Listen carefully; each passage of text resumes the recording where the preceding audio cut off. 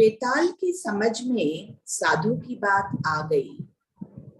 उसने सोचा कि मनुष्य यदि सचमुच में मनुष्य अर्थात मननशील और ज्ञानवान जीव है तो अवश्य ही उसे मारना उचित नहीं है, क्योंकि ऐसे मनुष्य से किसी दूसरे को हानि नहीं पहुंचती बल्कि उपकार होता है।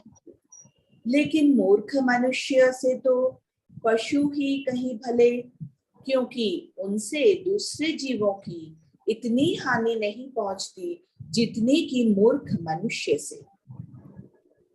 इसलिए बेताल ने ये सोचा कि अब वह अज्ञानी मनुष्य का ही भक्षण करेगा, ज्ञानी मनुष्य का नहीं। कौन ज्ञानी है कौन अज्ञानी, इस बात को जानने के लिए उसने एक प्रश्नावली तैयार की। एक समय कई दिन का भूखा बेताल अपना पेट भरने के लिए रात्रि में बाहर निकला।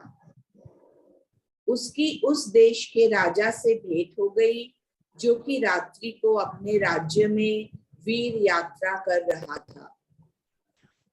बेताल ने राजा से ब्रह्मज्ञान संबंधी कई प्रश्न इस बात की जांच करने के लिए पूछे कि वो अज्ञानी है या ज्ञानी। राजा ब्रह्मज्ञानी था। उसने बेताल के सब प्रश्नों का तृप्तिजनक उत्तर दे दिया।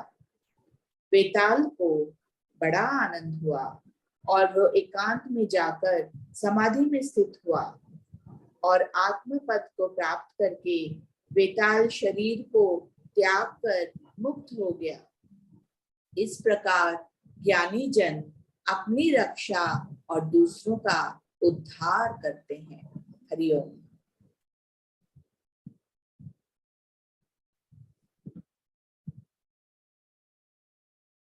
फिर वही वशिष्ठ जी का जो रचना है, जो कथाकारी है, एक दिशा होता है, एक पहाड़ होता है, उसमें एक कंदर होता है, वहां कुछ लोग रहते हैं, एक साधु होता है, एक जीवन मुक्त जरूर होता है। तो आज की जो कथा आप देखो, हम साधु किसको मानते हैं? साधु का मतलब होता है सीधापन, कोई बांकपन नहीं। जो सत्य है वो सत्य की तरह उपस्थित करते हैं, समझाने के लिए नहीं। समझाने के लिए हमें उसमें जैसे सोने में हम खाद डालना पड़ता है समझाने के लिए, समझाने के लिए वैसे हमें खाद डाल के समझाना पड़ता है। लेकिन साधु क्या करते हैं, वो सीधापन से सत्य को प्रकाशित करते हैं। और कैसा सत्य? जो उन्होंने सिद्ध किया है वो साधु है।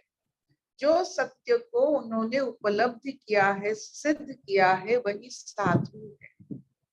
तो साधु जन जो अपने कर्म के बल पर, अपने ज्ञान के बल पर सिद्ध किए हैं, उन्हीं के मुख से सरल भाव से सत्य का परिवेश होता है।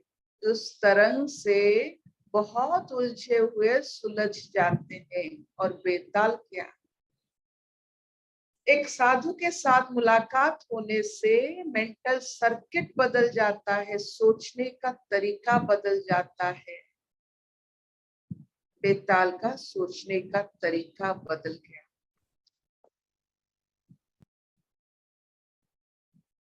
उसके मन में ज्ञान अज्ञान की प्रति जो विवेचना शक्ति की सृष्टि हुआ, वो चला देखने के लिए कि इंसानों में कितने ज्ञानी है, कितने अज्ञानी है। और उन्होंने ये चीज भी बेताल को मालूम हुआ कि इंसान परोपकारी होते हैं, ज्ञानी इंसान परोपकारी होते हैं, हितैषी होते हैं, हितकारी होते हैं। ये ऐसा एक झलक अपने सोच में पाकर उसका जो खूंखार अभ्यास, नीति, व्यवहार, उस पर आयम आ गया। तो एक बार विवेचना शक्ति जागृत होता है, अपनी पशु प्रकृति पर हम ऊपर उठ जाते हैं, ज्ञानी को ढूंढते ढूंढते, सत्य को ढूंढते ढूंढते हम सत्य ही सुनते हैं, मिलते भी सत्य से। राजा से मिला तो वो ब्रह्म ज्ञानी निकला, इतना तृप्त हुआ उसका मन की समाधि ले लिया।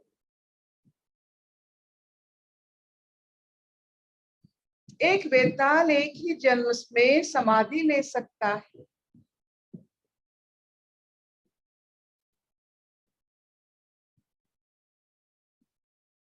तो वशिष्ठ जी का राम जी से यही उपदेश, 360 डिग्री की आप देखिए, 360 डिग्री घुमा कर देखिए कि कोई, जैसे आपने देखा है राम जी के चरित्र में, ना वो कोई राक्षस को बुरा मानते हैं, ना नीच देखते हैं, ना कोई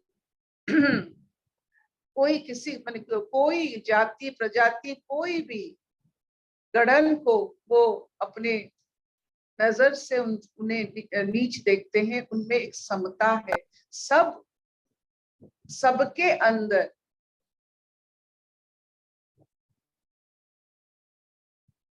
ईश्वर का भाग और ईश्वर का जो प्रचेष्टा रहता है, हर एक प्राणी में जो प्रचेष्टा रहता है ज्ञान की तरफ। इसीलिए राम जी किसी भी कोई भी प्राणी को कभी अपमानित नहीं किए। इस कथाओं की वजह से कि कोई भी साधु बन सकता है, आप कोई भी समाधिष्ट हो सकता है, उसके जीवन में आपको साधु बनना पड़ता है। तो राम जी को देखो, वो साधु बने हर एक के जीवन में ताकि सब समाधिस्थ हो जाए, इसीलिए वो राम जी बन गए। जिनके जीवन में वो आए वो समाधिस्थ हो गए, बेताल जैसे हो गया समाधिस्थ। वो जिन जिन के जीवन में आए वो साधु बन के आए। ये जो राम जी का साधुपन हर एक के जीवन में, ताकि सब तृप्त हो जाए। उनके पिता को देखो, उनके माता को देखो, उनके भाई को देखो, उनकी पत्नी को देखो, उनके चारों तरफ जितने राक्षस लोग को भी देखो, हनुमान जी को देखो, सबको वो ज्ञानी बना लिए, सबको परोपकारी बना दिए, सबको समाधिस्थ होने का लक्षण बता दिए, क्योंकि वो साधु बने हर एक के जीवन में यही कथाएं सुन सुनकर। तो हम क्या बनते हैं दूसरों के जीवन में? एक साधु एक बेताल को समाधिस्थ कर लेता है, तो हम क्या बनते हैं? ये जो परोपकार केवल एक ज्ञानी मनुष्य होता है। ये परोपकार की जो भाव है, आप देखो, एक मनुष्य अपनी इस विवेचना के कारण बिना किसी को मारे काटे, किसी का सामान लूटे, इस संसार में रह सकता है। यही सबसे बड़ी बात उपलब्धि है कि हम बिना किसी को नुकसान पहुंचे बिना हम रह सकते हैं इस संसार में। वो कौन है? वो ज्ञानी मनुष्य, जीवन मुक्त मनुष्य, ज्ञानी मनुष्य, यही सब इस दुनिया में परोपकारी होते।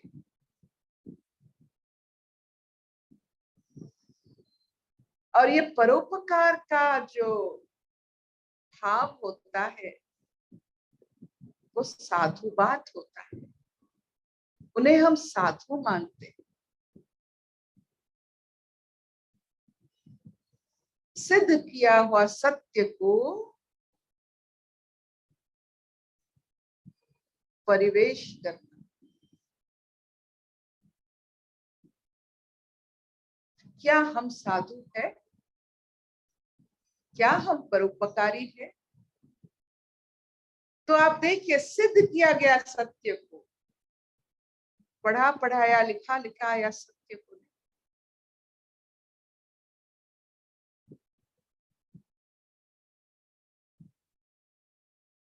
इतना चलेगा कि जब हम साधु बनते हैं, परोपकारी बनते हैं, तो एक बेताल भी समाधिस्थ हो जाता है।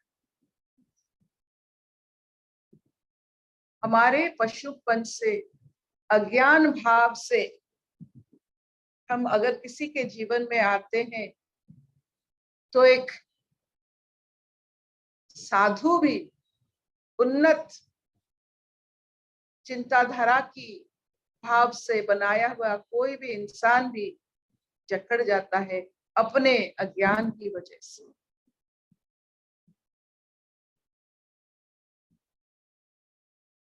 इतना चलेगा। तो हम क्या है दूसरों के जीवन, बेताल है या साधु? Will this do? शबननी, हाँ मामा। will this do? कोई प्रश्न?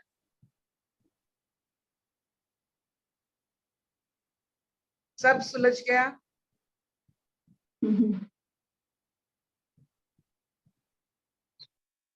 परोपकार का भाव सिर्फ ज्ञानी मनुष्य पे होता है। अगर आप में परोपकार नहीं है, आप किसी के साथ अपना हाथ बटाते नहीं हो, कोई भी कर्म में, चाहे आपकी, कभी कभी ऐसा होता है हमारे यहाँ हस्त चालन वाला रिक्शा होता है टुक टुक में, तो कभी कभी वजन इतना बढ़ जाता है कि वो रिक्शा उठा नहीं सकता है। हमने देखे हैं ऐसे बेताल जो वो रिक्शा में फिर भी बैठे रहते हैं और बेचारा वो उठाता रहता है, वो तो बेताल ही होते हैं। आपने देखा? एक बूढ़ी औरत अपने सर में पानी का गगरा जिसे कहते लेके जाती है, थक जाती है। आप यूं ही उससे देखे बिना, उससे बात किए बिना उसके आगे चलने की कोशिश करते हो, आप आगे चलते हो?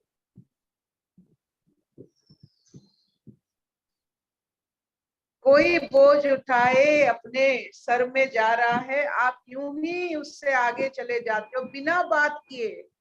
बातों से उसका बोझ हल्का हो सकता था, बिना बात किए आप जल्दी में उसको आगे चले। आप बेताल या साधु बने? हम सिर्फ खाते नहीं है मांस, मांस खाने वाला तो बेताल नहीं होता है, वो पशु भी हो सकता है। आप बेताल को समझिए थोड़ा।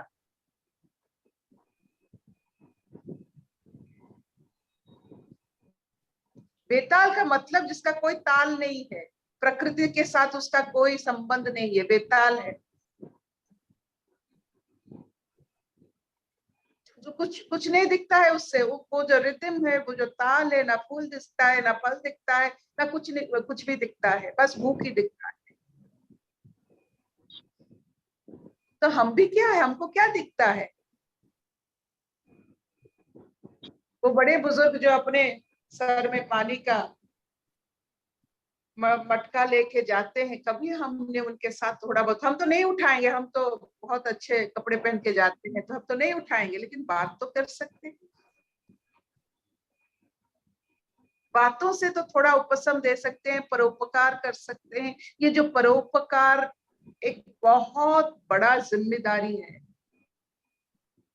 ज्ञानी से जीवन मुक्त की एक ही अगर कड़ी है, वो है परोपकार। अब ज्ञानी का स्वाभिमान से आपको अगर निकलना है, सिर्फ आप उसे परोपकार के माध्यम से निकल सकते हो, नहीं तो ज्ञानी में जकड़ जाओगे, ज्ञानी बनकर जकड़ जाओगे।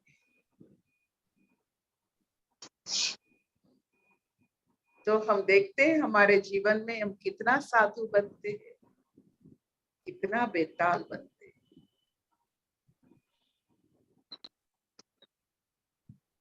ये जो छोटी छोटी जो आप बात समझते हैं, ये आपका जीवन मुक्ति का लक्षण है।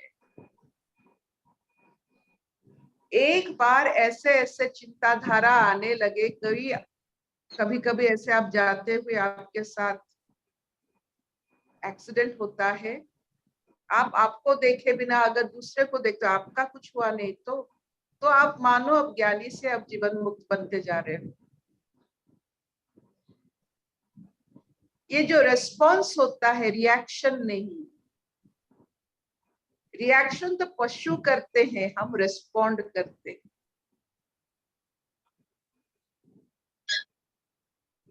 सांप के ऊपर कुछ पड़ा तो वो अपना फन उठा देता है, वो रिएक्शन होता है। So let us respond. ज्ञान से जब हम ज्ञानी होते हैं, let us respond. हमारा रिस्पॉन्स उपकारी होनी चाहिए, रिस्पॉन्स हर समय उपकारी होनी चाहिए, नहीं तो हम बेताल बनते हैं उस समय।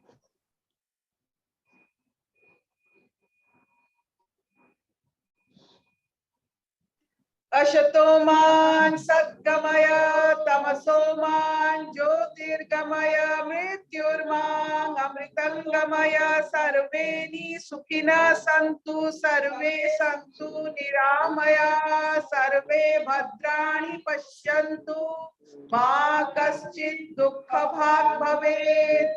ओम शांति शांति शांति। So this finishes a class of Science of Aware Living. Thank you so much for listening to it. बेताल या साधु समाधि या अंतहीन आकर्षण संसार के लिए, या आपकी मर्जी। Any question, Harsha? नहीं दीदी, थैंक यू सो मच। उस दिन धीरज स्वागत है। इस सत्संग को धन्यवाद दीजिए जो इतने सुंदर सुंदर उपाख्यान, सवेरे सवेरे क्रिस्पी उपाख्यान सब यूं ही छेड़ते हैं जैसे एक संगीत। शैली जी को जो ये सब कर रहे हैं उन्हें धन्यवाद दीजिए कि ऐसा उपाख्यान सब होते हैं कि अपने जन्म जन्म का नाता इनसे है। हमने शायद कितने बार इनको बहुत सारे जन्मों से सुना हुआ है, फिर सुन रहे हैं, और इतने सारे जन्मों का जो अनुभूति आज निकल रहा है, तो ये महात्म्य तो आप ही का है। आप हो तो ये निकल रहा है। सच में दीदी, बस इतना ही सच में वो लगता है, समझ आ रहा है, भगवान समझ आ रहा है, मीन्स कैन रिलेट, हमें समझ आ रहा है। That is only a biggest grace कि I am able to understand. वरना लगता था that is the biggest grace कि गॉड समझ आ रहा है। पहले जब ये जो आयरन मैग्नेट की बात होती है, जब हम जो आयरन जो होते हैं ना, वो मैग्नेट के साथ रहने से मैग्नेट जैसा हो जाते हैं। ये समझ होना मतलब आप मनुष्य हो, आप परोपकारी हो, आप साधु हो, आप ज्ञानी हो, आप जीवन मुक्त के रास्ते पर जा रहे हैं, ये समझ इसी का लक्षण है। दी आपने परोपकार बोला ना, सच में दीदी ये परोपकार इज नॉट बहुत बड़ा, मीन बहुत बड़ा वर्ड है, लेकिन इट स्टार्ट्स फ्रॉम छोटा। कोई भी ऐसा करके परोपकारी नहीं बन सकती दी। अभी आई जस्ट टेल यू, हाँ दीदी, अभी का एक छोटा सा इंसिडेंट, जहाँ मैं बैठी हूँ उसके नीचे ना वो मेरी बेटी का पियानो पड़ा है दीदी, उस पर मेरा पैर जा रहा था, सडनली वो लगा नहीं, उसको हटाया और इट्स दीदी मतलब वो हम बोलते हैं ना, वो परोपकार आप कर नहीं सकती। It's it will what you say, it's not that you can't do it for doing। हाँ, सोच के नहीं कर सकते। it will come out from you when I don't know, but yes बढ़िया बहुत बढ़िया। so nice that हम लोग वो जो साधुता में, सच्चाई में और थोड़ी जो कहते हैं मिठास में, ये जो हम जीवन बिताते हैं, उसमें जो हम लोग जो कनेक्शन होती है, ये सब जब हमें अनुभूति होता है तो संसार का कोई भी उपाधि इसके सामने बहुत छोटा लगता है। इन उपाधियों के लिए जो हमारा मन ललचाता है कि बचपन में, पहले जमाने में, अभी बच्चों का कोई लालच नहीं है। हमारे जमाने में, हमारे पिता माता के जमाने में थोड़ा बहुत लालच सृष्टि हुआ था, क्योंकि उस समय ब्रिटिशर्स थे, वो लालच के हिसाब से लालच देकर हमारा मन वैसा किए थे। अभी नहीं है, हम भारत में कोई ललचाता नहीं हमें कि ये कर दो तुम्हें सर की उपाधि मिलेगा, ये कर दो तुम्हें नाइटहुड की उपाधि मिलेगा, ये सब अभी कुछ नहीं है। अब जो सामंत राय, वो जो हमारा जो सब उपाधियां जो ब्रिटिशर्स के साथ काम करते थे उनको उपाधियां मिलती थी, तो वो बड़े ठाट से उससे अपने पूरा कुल पर, उसके बेटे भी वो सामंत राय बन जाते थे। वो बहुत सारे जो उपाधियां हैं जिन्होंने ब्रिटिशर्स को जो सहायता करते थे, उनको बहुत ये लालच था। अभी ये लालच नहीं है।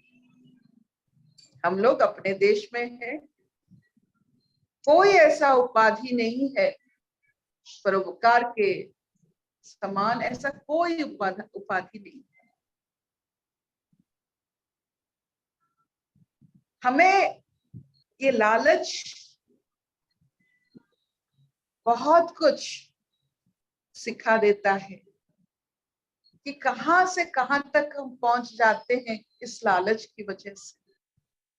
इन उपाधियों की, प्रशंसाओं की लालच भयानक होता है, आंधी से भयानक,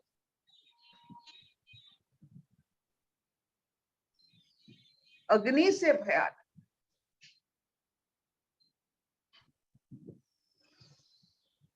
फिर मिलते हैं। Any more questions? कोई क्वेश्चंस है? और कोई question? Swagata, do you have any question? Shaily, कोई क्वेश्चन? बढ़िया। Mrignayani, are you there? Shaily, बहुत दिन के बाद। जी दीदी, हरिओम दीदी। हरिओम हरिओम हरिओम। दीदी ये कहानी दीदी इतनी छोटी सी थी, लेकिन अभी मेरे माइंड में ये चल रहा था कि ये कहानी क्यों लिखी गई योग वशिष्ठ में, बेसिकली इस कहानी में क्या है इम्पोर्टेंट। तो दीदी जो मुझे एक सेकंड में अभी समझ आया ना, वो कहानी में इम्पोर्टेंट ये है कि समझ सबको आ जाता है, समझ इंटेलेक्चुअली समझ सबको आ जाता है, लेकिन जो एक्चुअली मतलब ये जो घटित होना होता है ना, जिसके साथ जिसने मतलब ये जैसे परोपकार है, जो कुछ भी है, ये आप कर नहीं सकते, ये घटित होता है आपके साथ, ये अपने आप होता है। आपके सामने आने से ही ना परोपकार घटित होने लगता है, सिर्फ आपकी एग्जिस्टेंस से ही परोपकार घटित होने लगता है। अगर आपको परोपकार करने जाओगे ना, मन से करने जाओगे ना, तो थक जाओगे। तो हम जितना भी सीखते समझते हैं ना मेंटली दीदी, जितना भी इंटेलेक्चुअली, हम थक जाते हैं, फिर उसके अंदर इरिटेशन आ जाएगा, उसके अंदर जजमेंट आ जाएगा, सब कुछ। लेकिन जब ये घट जाता है ना, उसके बाद परोपकार करना नहीं पड़ता, सिर्फ आपकी एग्जिस्टेंस से ही अपने आप ही परोपकार हो जाता है। तो यहाँ पे प्राकृतिक हो जाता है। ये होता है ना, जो हमको बचपन में एक जो वाल्या से वाल्मीकि का कहानी, जो मरा मरा से राम राम होता है, तो you fake it till you make it. मरा मरा से तो यू हैव टू फेक कि मैं अच्छा हूं, मैं परोपकारी हूँ, you have to fake it. लेकिन आहिस्ता आहिस्ता ये गुण इतना बढ़ जाता है कि अपना प्रकृति बन जाता है। ये सबसे मजेदार बात होता है। और परोपकार एक क्रिया नहीं है, ये एक आपका, जो कहते हैं, आपका एक अवस्था है जी, ये क्रिया नहीं, इट्स अवस्था। ये आपका कौन सा अवस्था? ज्ञान से जीवन मुक्त होने के राह में एक अवस्था, लक्षण सब ये उनको पता नहीं चलता, वो उन्होंने कोई परोपकार किया है जो करते हैं, राइट। कुछ पता नहीं चलता है। लेकिन परोपकारी जो होते हैं, जो आने से सब सुलझ जाता है, थोड़ा बहुत राहत मिलता है, तारणहार जिससे हम कहते हैं, ये एक बहुत जो कहते हैं ना, अपने गति पर, अपनी रास्ते पर, अपनी राह पर एक अच्छा सा पड़ाव है। बहुत धन्यवाद, फिर मिलते हैं। जी दीदी, हरिओम दीदी। Arpita ji, thank you, thank you. Thank you ma'am, thanks. Prabha ji, Hariom. Thank you Arpita ji.